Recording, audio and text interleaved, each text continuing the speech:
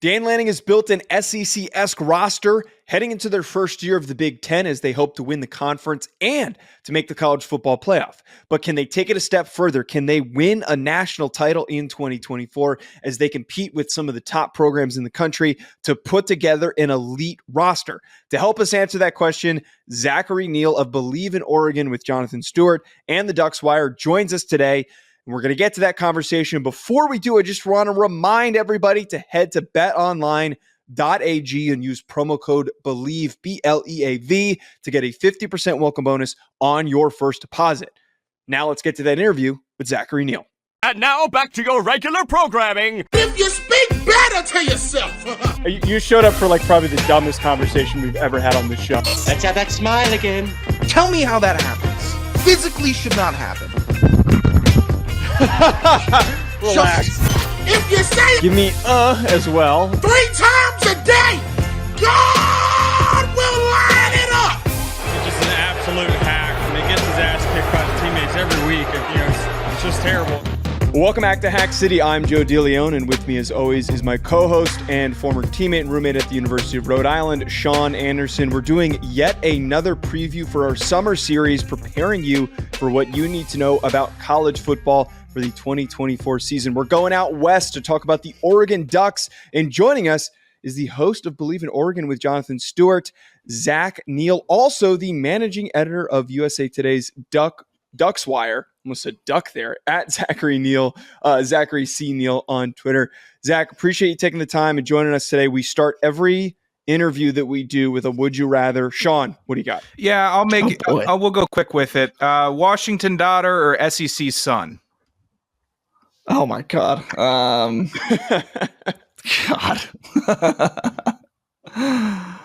There's no win-win here. There's no win-win. We got hard-hitting questions. Let's go with the latter. That one's at least stomachable. I can't have a Washington daughter. That's not happening.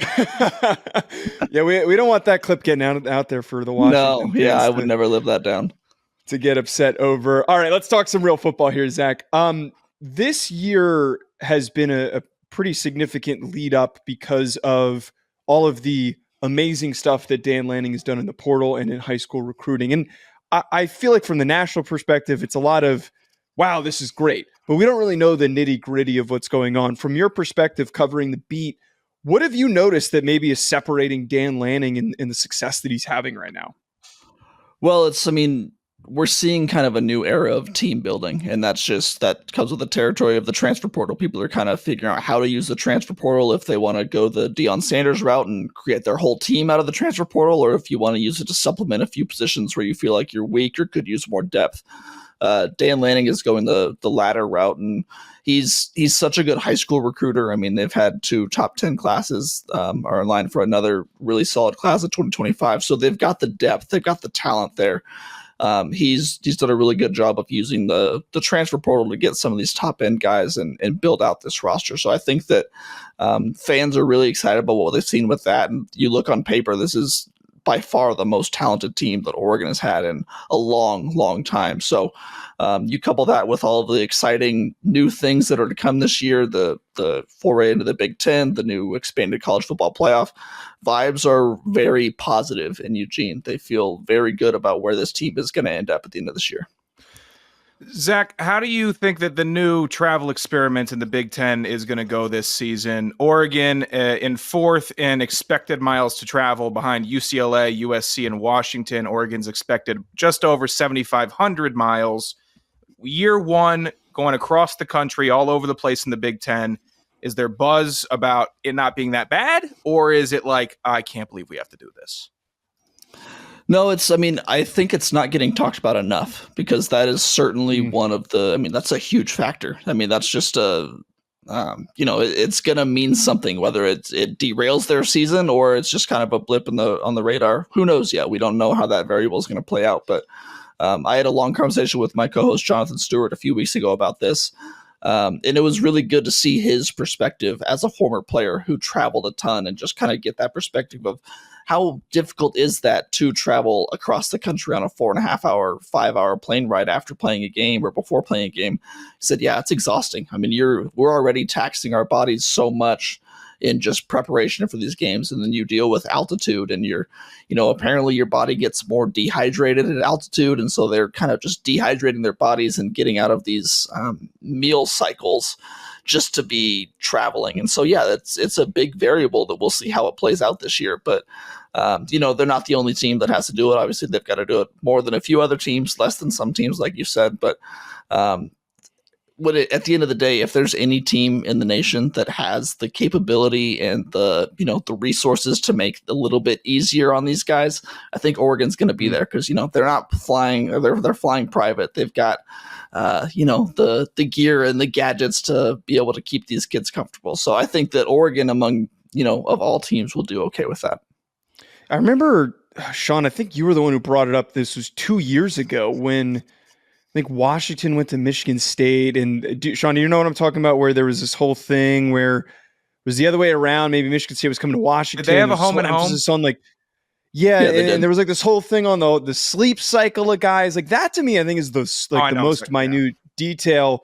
Where was it? Peyton Thorne had some crazy sleep schedule with a trainer, and it was like, I can't sleep now, but I have to sleep later, and it's just been. I forget what it was exactly, but it was something dumb like that. I feel like the travel aspect isn't that bad, and from like Sean and I played. Sean was a former offensive lineman. That's probably the guys that are going to hate the traveling the most. But these planes that these guys are in are nice. You take a nap during the flight, and then you end up being where you need to go. I feel like the sleep part of this, though, moving time zones, is like the weirdest part. Again, you mentioned nobody talks about this, that this is something that could get in their way. Yeah, and it'll be interesting to see how it goes the first year and then how things adjust in the second year. That's what I'm most curious to see, right? Because, I mean, like you said, these guys travel. I mean, Oregon played at Texas Tech last year, and they've played down in Dallas and in Auburn. They've made these trips before. They know how to do it.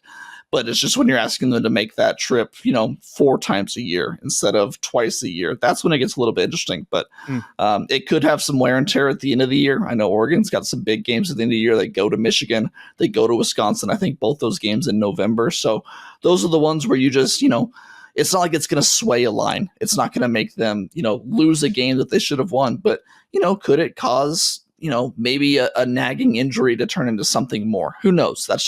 It's a really unknown variable that we'll have to see how it plays out over year one.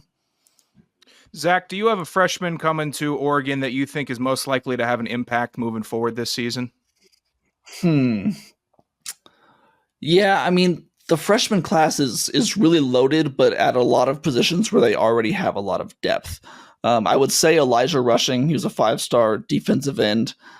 He's probably would be my candidate to be that guy, but he's going in at the edge rusher position where there were 3 true freshmen last year who got significant playing time. And they've got Jordan Birch too, who's probably going to be a 1st or 2nd rounder next year as well. So it's a hard road to climb for him to get a ton of playing time. I'm curious to see what Peyton Woodyard does. He safety from Alabama that's transferred this offseason. He could definitely get some run in that secondary if he lives up to the recruiting hype. I'm sure there's a couple of guys I'm not thinking of right now. There are a couple of really good young receivers. Jeremiah McClellan, true freshman receiver. But again, the receiver is one of the best in the nation. Their receiver group. So it's going to be tough for him to get targets because there are so many mouths to feed already. I feel like I might know the answer to this question, but talking on transfers coming in, this was a pretty good transfer portal class for Oregon, and you just mentioned the receivers. One guy out of this group that they added that you think is going to be the most impactful for Oregon? I mean, the easy answer is Dillon Gabriel. I mean, because you get a quarterback out of the transfer portal, and he's an early, finalist or favorite to win the Heisman Trophy. Yeah, he's going to be up there. I'm really curious to see what Evan Stewart does from Texas A&M, the wide receiver from there. He's the number 1 wide receiver in the transfer portal. Oregon lost Troy Franklin this last offseason going to the NFL. He was the best receiver in program history.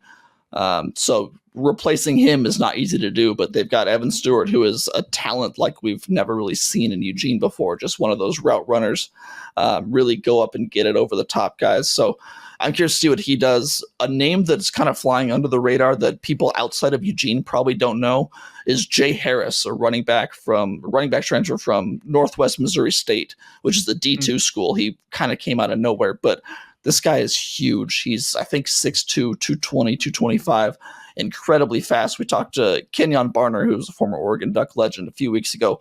He compared him to LeGarrette Blount. He said that this guy is just so fast, so big. Love that. He is just going to turn a ton of heads once he gets on the field. We saw him in the spring game a little bit. He, we give out on Duckswire, we give out an MVP award for the spring game every year. He won the MVP award because he, just what he does on the field is really impressive. See, I texted Ryan Roberts, who I do the draft show with on this YouTube channel. I texted him because I watched the highlights of the spring game. Jay Harris was really popped because he's enormous and he's a really good athlete. Came out of nowhere.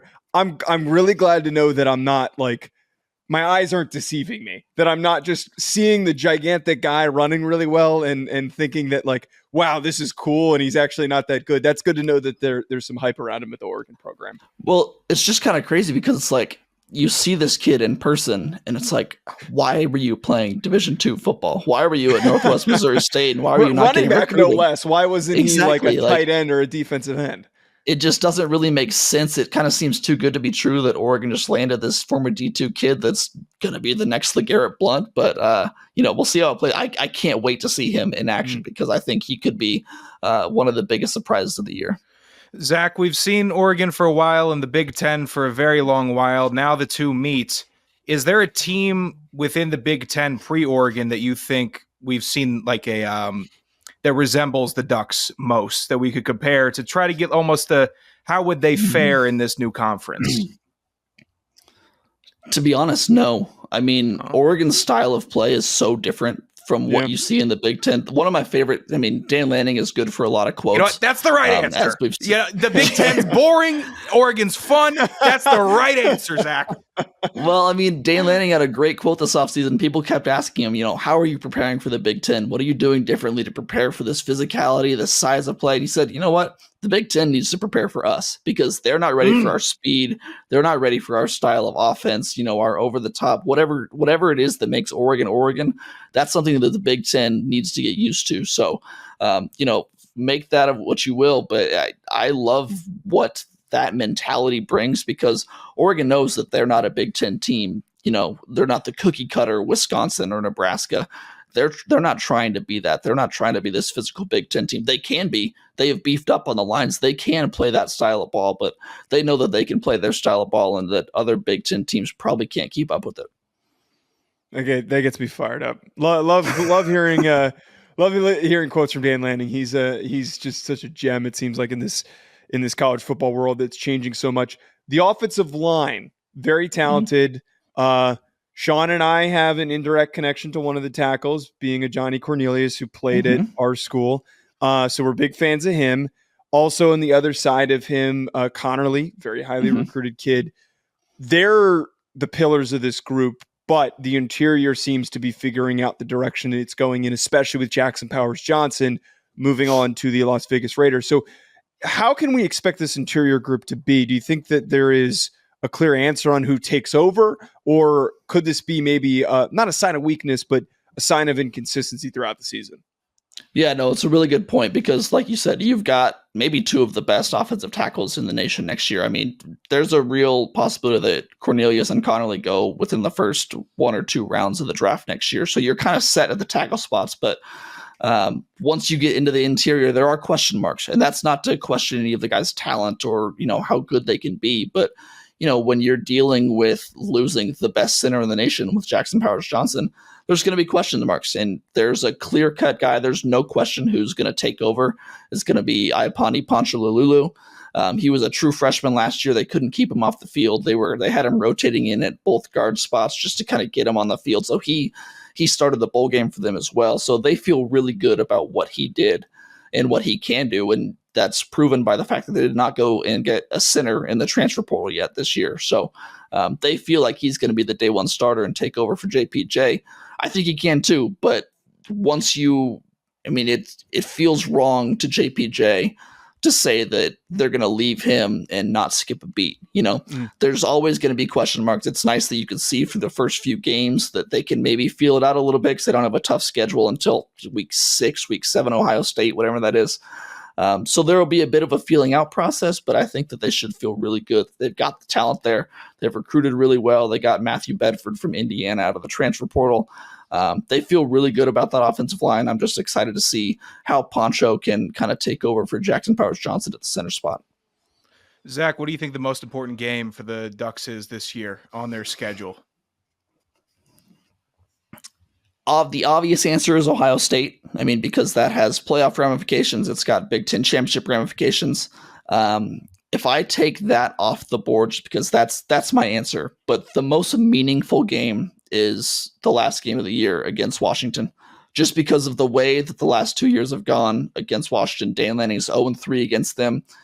They need a win against them more than anything else. And the way that Washington's setting up this year, I don't think that's a tall task. I think Oregon should win that game and should win that game easily. I think I saw the betting line a couple days ago and Oregon's favored by 20 already. So, but that's a game that you cannot leave this year without a win against Washington. If they can win every other game of the year, still make a playoff run, this season will be viewed as slightly less successful or as a bit of a failure if you do not beat Washington. Last question before we get out of here, Zach. A lot of high expectations this year. Do you think it's championship or bust for this team with how much they've put in over the past few seasons and where everything has come up until this point? It's a fair question. I wouldn't say championship or bust. I think you absolutely have to make the playoff this year, 12-team playoff. There's no reason that you shouldn't be in there. I mean, you can lose 2 games and probably get into the playoff still. Oregon should not be losing more than 2 games unless there's just a rash of injuries and, it's one of the worst seasons as far as injury luck goes. But I think the expectation should be to get to the playoff and win at least one playoff game, get to those final 8, final 4 teams. If you don't win a championship, don't make it to the championship game. I don't think people will be crying for Dan Lanning's job or anything. I think it's still a successful season as you navigate the new conference, the travel, everything we said with the playoff as well. Championship would be great. If we never had one of those in Eugene, I'm sure Duck fans would be thrilled to get one under Dan Lanning. But no, I think that it can still be a successful season even without a championship at the end.